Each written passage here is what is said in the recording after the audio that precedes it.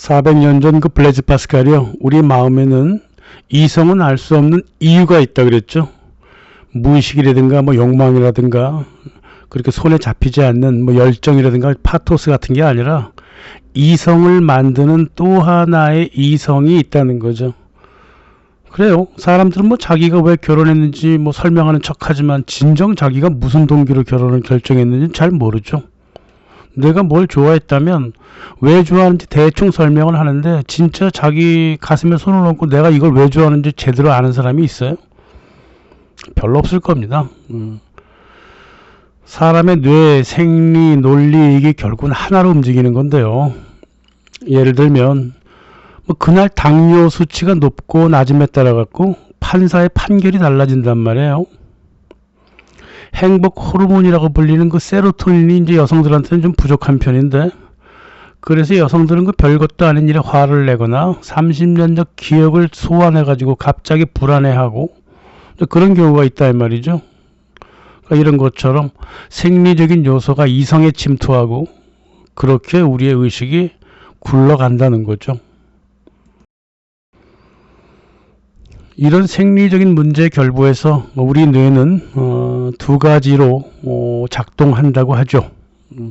다니엘 kahneman이 뭐 설명 잘 해놨어요. 하나는 이성적 이성이고 다른 하나는 직관적 이성인데 보통 우리가 이제 판단하기 쉽지 않은 일을 이제 우리 뇌가 천천히 움직입니다. 시간도 많아야 되고 합리적으로 계산해 가면서 에너지를 넣어서 주의력 있게 이성을 움직인단 말이죠. 그런데 이렇게 복잡한 일을 판단하기 어려운 일을 두고 뇌를 움직일 때 이 뇌가 되게 힘들어해요. 그래서 웬만한 사람이 아니면 이런 이성적 이성은 쉽게 지치고 나태해지고 포기하고 싶고 그렇다고요. 그게 의도적으로 되는 게 아니에요. 자기도 모르게 그렇게 돼버립니다. 뇌가 피곤해지는 때 또 다른 이성이 올라오죠. 그게 직관적 이성이라고 하는 건데 의도한 게 아니에요. 의도하지 않게 더 이상 생각을 멈추고 예전 경험, 뭐 기억 뭐 이런 것들을 지금의 사건과 서로 합성시켜 버립니다. 그리고 스스로 상상하고 순발적인 인상에 기대어서 빠르게 돌아가는 의식이 있다 이 말이에요. 굉장히 빠르죠 이거는. 이성적 이성은 느려요. 느리게 움직이지만 그리고 사람을 되게 힘들게 하지만 직관적 이성은 되게 빨라요. 그래서 뇌를 최소한으로 만든다고 보다 합리적이고 계산적으로 뇌를 굴리다가도 이 뇌가 이내 피곤해지기 때문에 어린아이들이 학교를 싫어하는 이유가 바로 여기에 있단 말이에요. 그 작은 뇌를 굴리려고 하니 얼마나 학교가 싫겠냐고. 또 새로운 정보를 싫어하는 사람들도 바로 이런 이유에 따라서 그런 거예요. 사람들이 편견을 객관이라고 억지 부리는 이유도 여기에 있죠. 최소한의 에너지로 최대의 효과를 바라는 뇌의 경제학이 그렇기 때문에 그렇습니다. 복잡하고 뇌의 에너지를 쓰기 싫어. 그럼 그냥 단순화 시켜버린다. 뇌의 경제학이 그렇습니다. 복잡한 일을 직관적으로 단순하게 마무리해버리는 거죠. 그러니까 평상시에 뇌도 이렇게 돌아가는데 유튜브라든가 SNS처럼 정보 과잉의 환경에다가 가벼운 정보 천재에다가 언제라도 정보 선택이 가능하고 버리는 것도 가능하고 생각 더 이상 하지 않아도 자기한테 별 손해가 없는 이런 SNS 환경, 유튜브 환경에서 뇌가 어떻게 작동하겠어요? 뻔히 우리는 알죠. 어떻게 작동할지. 매우 경제학적으로 작동한다 그 말이에요. 효율적으로. 뇌가 경제학적으로 움직이려면 어떻게 해야 돼요? 내가 접촉하는 정보 채널이 주관적이어야 합니다. 객관적이면 안 돼요. 왜냐면 객관적인 거는 정보가 여러 개거든요. 그래서 그래요. 그래서 객관적인 걸 싫어하죠. 자기가 의도해서 싫어한 게 아니에요. 그냥 자기 뇌가 그렇게 흘러가는 겁니다. 정보인 내용과 관계없이 정보를 접촉하는 네트워크를 1대1로 만들어야 돼. 주관적이어야 돼요. 그래서 유튜브는 유튜브 크리에이터가 직접 얼굴을 들이미는 것이 조회수가 높아요. 뭐 듣는 정보야 여러 가지겠지만 채널은 하나거든. 그 사람 말만 들으면 되거든요. 그럼 정보는 쉽게 입수가 됩니다. 사람이 등장하지 않고 정보만 쭉 풀어놓으면 누가 좋아하냐고요. 혼자 고독하게 머리를 써야 되는데 그거 좋아하지 않습니다. 무슨 음악 프로그램도 아니고 말이야. 뮤지컬도 아니고 그거 안 된다 이 말이에요. 무슨 다큐멘터리도 아니고 말이야. 그래서 사람이 등장해서 정보 접촉 채널을 딱 줄여줘야지만이 조회수가 높은 거다 그 말이죠. 그래서 정보 채널을 주관적으로 만들면 더 많은 사람들이 찾아오고 정보를 객관화시키면 시킬수록 사람들은 줄어든다. 조회수는 낮아진다. 이거죠.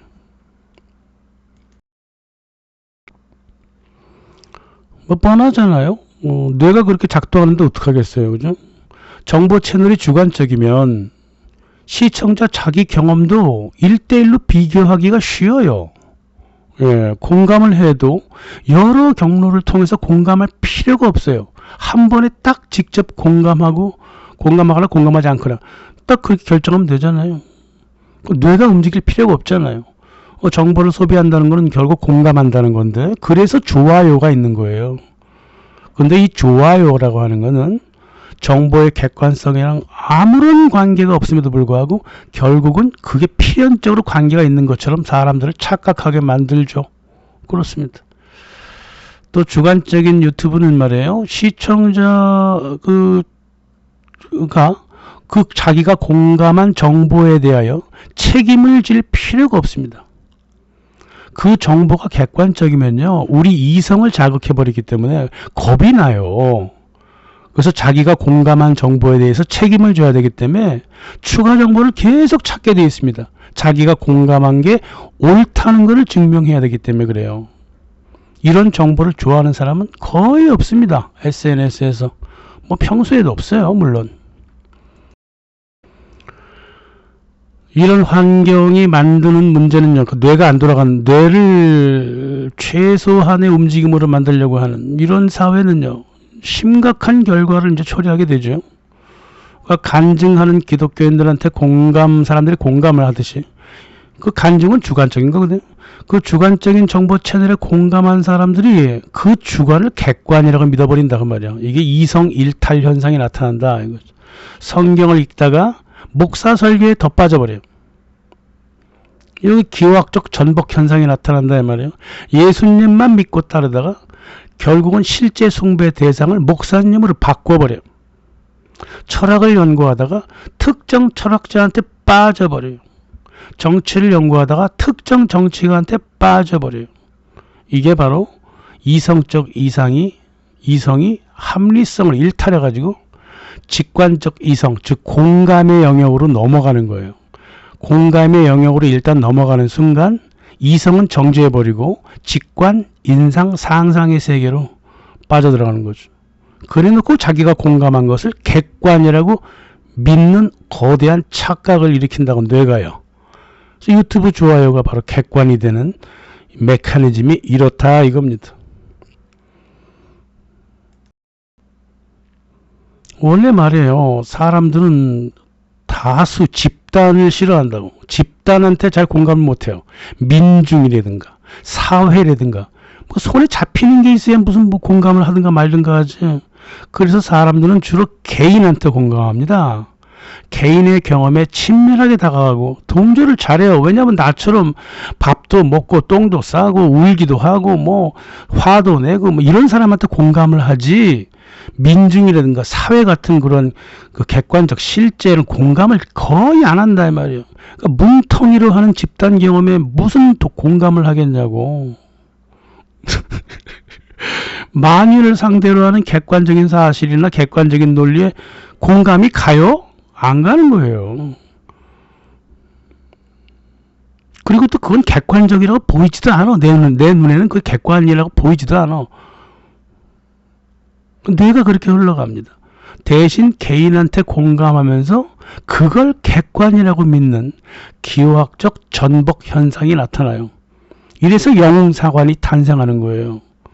저 사람들 나처럼 눈물 흘리고 실수도 하고 삶의 보람도 있었을 것이고 화도 내고 인자하기도 할 때도 있을 거고 뭐 그런 것들 나랑 똑같다고. 그런 개인한테 공감하면서 그거를 객관화하려고 노력하다 보니까 편견에 빠져버리고 사회적 비판 능력을 상실해 간다 그 말이에요.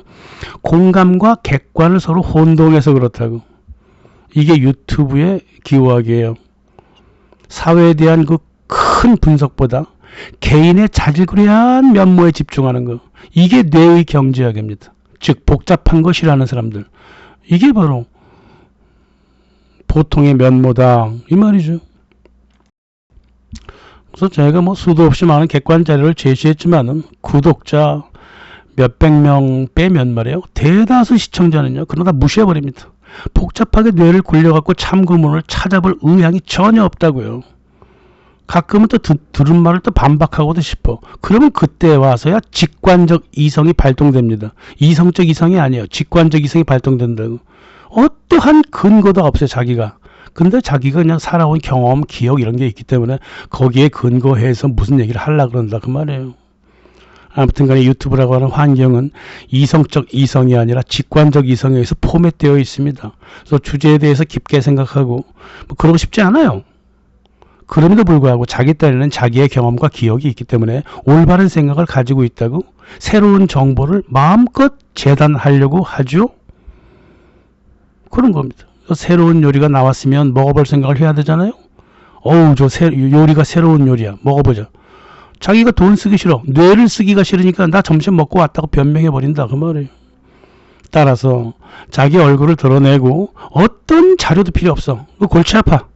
그냥 자기 생각만 펼치는 유튜버 조회수가 어마어마하게 훨씬 높다 그 말이에요. 그래서 방송을 객관하면 할수록 유튜브는 실패하게 돼 있어요. 주관이 공감을 통해서 객관이 되고 객관이 공감을 통해서 주관이 돼버리기 때문에 그래요. 그래서 그런 겁니다. 제가 모르는 바가 아닙니다. 확실히 문제는 말이에요. SNS 환경에서 자꾸 직관적인 의식을 먼저 발동시키면 결국은 복잡한 사건을 단순화하게 하고요. 극단으로 갈 필요도 없는 게 극단으로 가버리고요. 복잡한 생각을 싫어하다 보니까 호기심이 사라집니다. 한편 편을 먹었기 때문에 호기심도 더 이상 없어요. 새로운 정보가 오히려 더 엉터리처럼 보인다 그 말이에요. 지금까지 얻어온 그나마 책을 좀 읽고 이랬던 지식을 개발시키는 게 아니라 자기의 직관을 방어하는 변명거리로 떨어지게 만들어버린다 말이에요. 자기를 변명하려고 자기 직관을 변명하려고 공부를 한다 이 말이에요. 이런 현상이 나타난다고. 이게 기호학적 전복 과정이에요. 이게 이성을 퇴보하게 만들죠. 사람의 의식의 발전이 없는 겁니다. 소크라테스가 왜 죽었나요?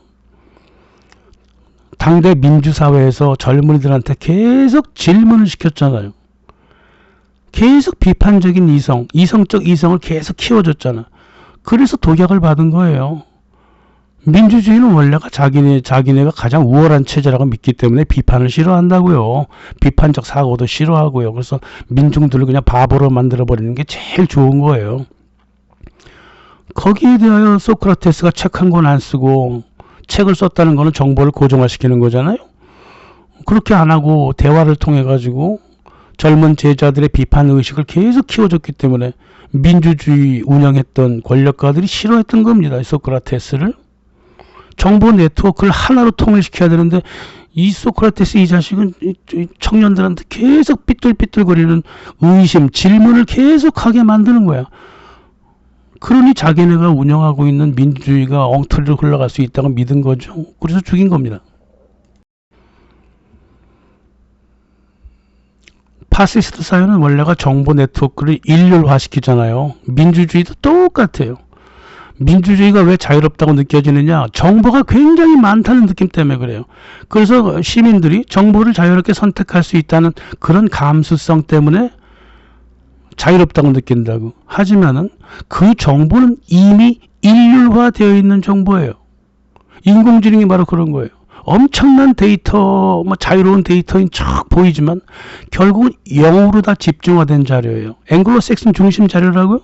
메인 미디어가 권력에 붙어갖고 쏟아낸 자료들을 중심으로 정보를 취합해 놓은 게 AI다 그 말이에요. 이 수동적이고 목매한 정보사회에서 자유롭다고 느낀다는 것 자체가 노예처럼 살아가는 거죠. 그래서 이렇게 자유파시즘의 사회를 벗어나려면 딴 방법이 있습니까? 없죠. 호기심을 계속 가지셔야죠. 질문을 계속 해보셔야죠. 새로운 정보를 가감없이 접해보고 그래야 되겠죠. 그러려면 정보의 출처를 여러 곳으로 흩어뜨려 놔야죠. 한 곳으로 하면 안 되잖아요.